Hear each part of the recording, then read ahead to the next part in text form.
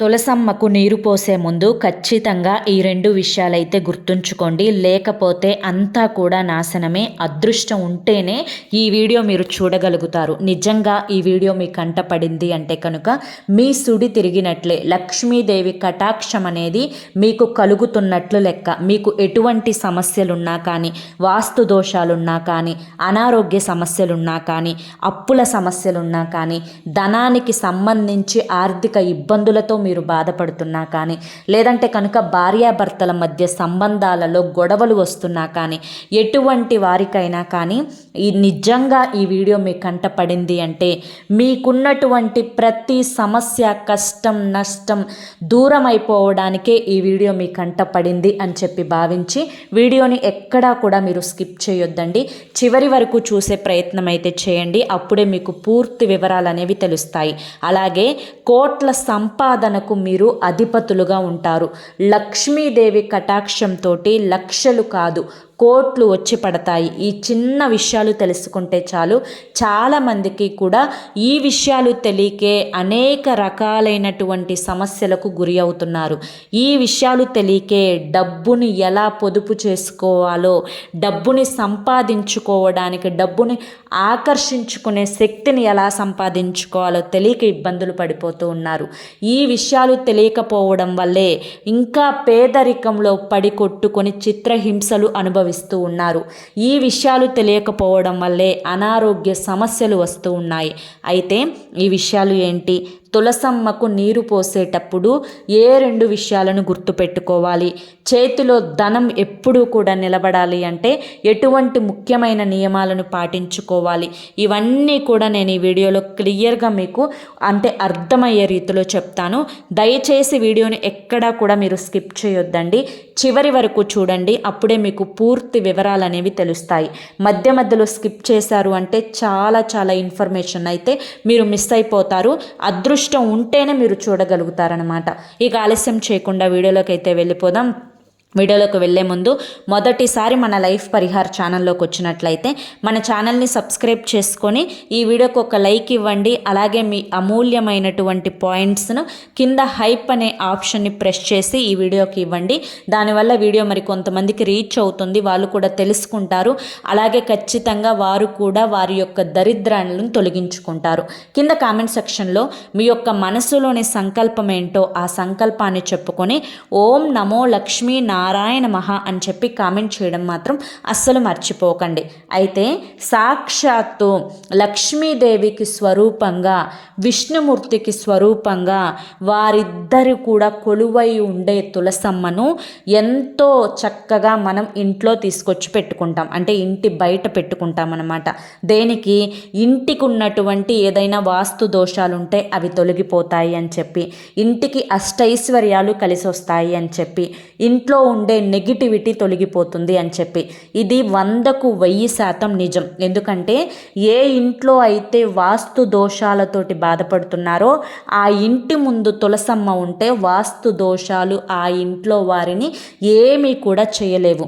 అలాగే ఎవరైతే ఇంటి ముందు తులసమ్మను పెట్టుకుంటారో ఎటువంటి నెగిటివ్ ఎనర్జీ, గాలి, ధూళి, అలాగే ఎవరి యొక్క నరుల ఏడుపు అంటే ఆ కుటుంబం మీద ఉంటుందో ఆ ఏడుపులు అనేవి, ఆ గాలి, ధూళి అనేవి ఆ ఇంటి గడపని కూడా తాకలేవు. ఎందుకంటే అంత పాజిటివిటీ అనేది తులసమ్మ ఉన్న ఇంటికి ఉంటుందన్నమాట. కాబట్టి మన యొక్క హిందూ సాంప్రదాయం ప్రకారం తులసమ్మను ప్రతి ఒక్కరూ కూడా ఇంటి ముందు పెట్టుకోవాలి అని చెప్పి మన యొక్క శాస్త్రాలు చెబుతున్నాయి. అయితే చాలామందికి కూడా అనుమానం ఉంటుంది, నిజంగా తులసమ్మను పెట్టుకోవచ్చా? మన వెనకటి రోజుల్లో చాలామంది కూడా తులసమ్మను పెట్టుకోలేదు కదా, మరి వెనకటి నుంచి లేని ఆచారం అనేది ఇప్పుడు కొత్తగా మేమెందుకు పెట్టుకోవడం, దీనివల్ల ఏదన్నా అనర్థాలు జరుగుతాయేమో అని చెప్పి. అయితే మీరు అడుగుతున్నటువంటి ఈ సందేహానికి ఈ వీడియోలో పూర్తిగా మీకు సమాధానం అనేది దొరుకుతుంది. ఎందుకు అంటే తులసమ్మకు వెనకటి నుంచి ఎటువంటి ఆచారం లేకపోయినా, మీ పెద్దలు ఎవ్వరూ కూడా తులసమ్మను పెట్టుకొని పూజ అనేది చేయకపోయినా కూడా మీరు ఎటువంటి భయం కానీ, ఆందోళన కానీ, టెన్షన్ కానీ ఇవి ఏవి లేకుండా ఎంతో సంతోషంగా తెచ్చుకొని మీ ఇంటి ముందు తులసమ్మను పెట్టుకోండి. ఎందుకంటే తులసమ్మను మీరు ఇంటి ముందు పెట్టుకోవడం వల్ల సాక్షాత్తు లక్ష్మీదేవిని తెచ్చుకొని మీ ఇంట్లో పెట్టుకున్నట్లే. దేవుడికి పెట్టుకునే విషయాలలో ఎవరి యొక్క సాంప్రదాయాలు అనేవి అవసరం లేదు అన్న విషయాన్ని గుర్తుంచుకోండి. అలాగే తులసమ్మకు నీరు పోసేటప్పుడు కొన్ని నియమాలు అనేవి పాటించుకోవాలి. కొన్ని వాస్తు నియమాలను కూడా పాటించుకోవాలి. ఎందుకు అంటే లక్ష్మీదేవి శాశ్వతంగా తులసమ్మలో కొలువై ఉండటానికి, ఆ ఇంట్లో లక్ష్మీ కటాక్షం అనేది కలగడానికి, ఆ ఇంటికి ధనాకర్షణ శక్తి అనేది పెరగడానికి, ఆ ఇంట్లో జీవకళ అనేది ఉట్టిపడే విధంగా ఆ ఇల్లు తయారవ్వడానికి తులసమ్మకు నీరు పోయడం కూడా చాలా చాలా ముఖ్యమైన తెలుసుకోవాల్సిన విషయం. చాలామంది ఏంటి అంటే కనుక ఏదో స్నానం చేసేసాం కదా, స్నానం చేసి తులసమ్మకు నీరు పోస్తే ఒక చెంబుడు దండం పెట్టుకుంటే సరిపోతుంది అని చెప్పి అనుకుంటారు. అది నిజమే, దానివల్ల మీకు ఎటువంటి దోషం అనేది కలగకపోవచ్చు. కానీ ముఖ్యంగా కొన్ని నియమాలను ఆచరించుకొని మీరు తులసమ్మకు నీరు పోయడం వల్ల అదృష్టం, ఐశ్వర్యం అనేది అంటే మీకు కలుగుతుంది. అలాగే మీకున్నటువంటి నెగిటివ్ శక్తి పోతుంది. ఏవైతే గ్రహ దోషాలతోటి బాధపడుతున్నారో, ఏలినాటి శని దోషాలు, అర్ధాష్టమ శని దోషాలు, రాహుకేతువు దోషాలు, కుజ దోషాలు, ఈ దోషాలన్నింటినీ కూడా తొలగించుకోవడానికి మీకు లక్ష్మీ కటాక్షం అనేది పుష్కలంగా ఉన్నట్లయితే ఏ దోషం కూడా మిమ్మల్ని ఏమీ కూడా చేయలేదన్నమాట. మనకి పురాణాల ప్రకారం తులసమ్మని పూజ చేసుకోవడం వల్ల అనేక రకాలైనటువంటి గ్రహ దోషాలు తొలగిపోతాయి అని చెప్పి మన శాస్త్రాలు చెబుతున్నాయన్నమాట. అయితే తులసమ్మ దగ్గర ఈ ఒక్కటి కూడా మీరు పెట్టకపోవడం వల్ల మీరు చేసేటువంటి పూజ అసంపూర్ణమైపోతుంది. మీరు తులసమ్మను పెట్టుకోవడం వల్ల ఎటువంటి ఉపయోగం అనేది కలగకుండా పోతుంది. మీరు తులసమ్మను ఎన్ని రకాలుగా పూజించినా కూడా ఆ పూజ యొక్క ఫలితం అనేది మీకు దక్కకుండా పోతుందన్నమాట. అయితే ఇంతకు ఆ వస్తువు ఏంటి అనేది చెప్తాను, జాగ్రత్తగా వినండి. సాక్షాత్తు తులసమ్మ ఎవరి ఇంటి ముందు ఉంటుందో, తులసమ్మలో విష్ణుమూర్తి, బ్రహ్మ, త్రిమూర్తులు అనేవారు కొలువై ఉంటారు, నివాసం ఉంటారు. మనకి విష్ణు పురాణంలో మహావిష్ణువు భార్యగా తులసమ్మని చెప్తూ ఉంటారనమాట. కాబట్టి తులసిని పూజిస్తే లక్ష్మీ కటాక్షం అనేది పుష్కలంగా ఉంటుంది. తులసి ఆకు లేకుండా విష్ణుమూర్తికి ఎలాంటి నైవేద్యం అనేది సమర్పించరు. ఎందుకంటే ఆ నైవేద్యం అనేది విష్ణుమూర్తి స్వీకరించారనమాట. కాబట్టి మీరు ఎటువంటి పూజ చేసినా కూడా, వెంకటేశ్వర స్వామికి చేసిన, విష్ణుమూర్తికి చేసినా కూడా అందులో ఖచ్చితంగా తులసి దళాన్ని ఉంచి తీరాలి. ఆ విధంగా తులసి దళాన్ని ఉంచి చేసేటువంటి పూజకే ఎక్కువ పుణ్య ఫలితం అనేది దక్కుతుంది. అయితే ఇంతకు ఏ వస్తువు వేయకుండా ఉండటం వల్ల మీ పూజ అసంపూర్ణమవుతుంది అంటే కనుక చున్నీ. అవును, చున్నీ అనేది ఖచ్చితంగా తులసమ్మకు వేయాలి. ఈ యొక్క చున్నీలో కూడా ఎరుపు రంగు చున్నీ అనేది అస్సలు వేయకూడదు. ఎరుపు అంటే కుజగ్రహానికి, అంగారక గ్రహానికి చెందినది. మన ఇంటికి నెగిటివిటీని తీసుకురావడానికి ఎరుపు అనేది మంచిది కాదు, నెగిటివిటీని ఎక్కువగా లాగేస్తుందన్నమాట. కాబట్టి తులసమ్మకు ఆకుపచ్చ వర్ణంలో ఉండేటువంటి చున్నీని కానీ, లేదంటే కనుక పసుపు రంగు వర్ణంలో ఉండేటువంటి చున్నీని కానీ, లేదంటే నీలం రంగు వర్ణంలో ఉండేటువంటి చున్నీని కానీ వేసి మనం పూజ చేసుకోవాలన్నమాట. అలాగే తులసమ్మ దగ్గర మీరు ఎటువంటి మొక్కలు నాటకూడదు. ముందుగా ముళ్ళ జాతికి చెందినటువంటి మొక్కలు, కలబంద, ఇంకా రకరకాల ముళ్ళ జాతికి చెందిన మొక్కలు ఉంటాయి కదా, వాటిని ఎట్టి పరిస్థితులలో కూడా నాటకూడదు.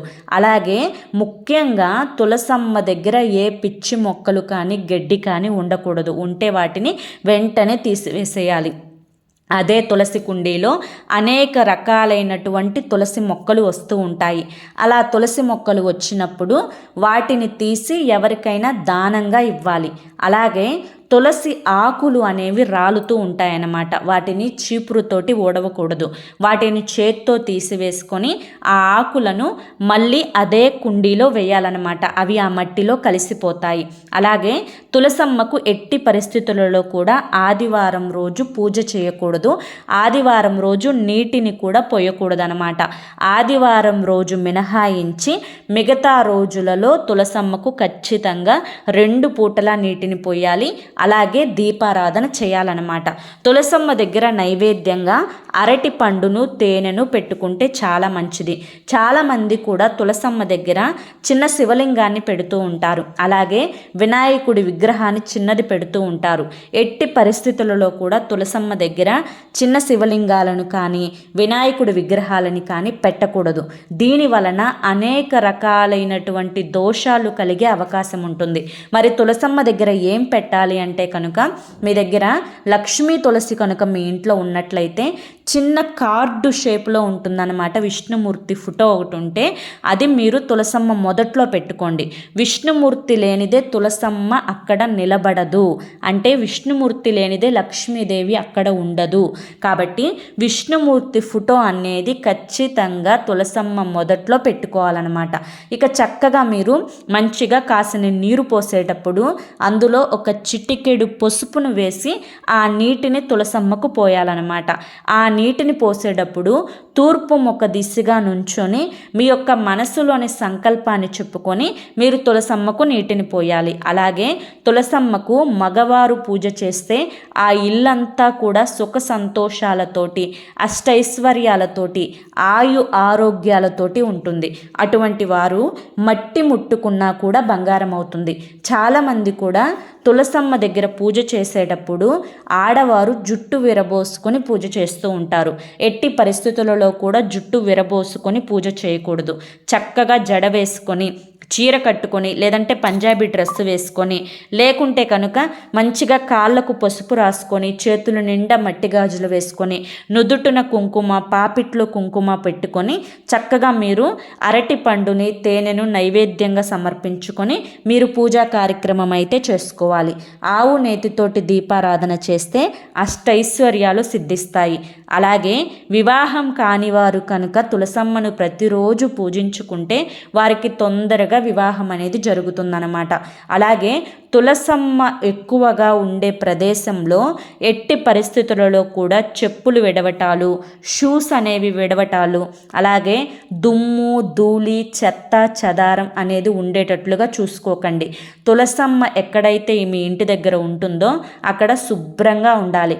చక్కగా ప్రతిరోజు ఉదయం పూట ముగ్గు పెట్టుకొని పసుపు కుంకుమ అనేది వేసుకోవాలి.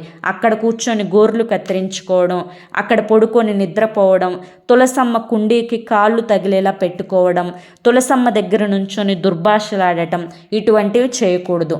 ప్రతి శుక్రవారం కూడా చక్కగా మంచి రసాయనాలు వేసినటువంటి అంటే మంచి సహజ ఎరువును వేసుకొని తులసమ్మను చక్కగా బలంగా పెంచుకోవాలన్నమాట.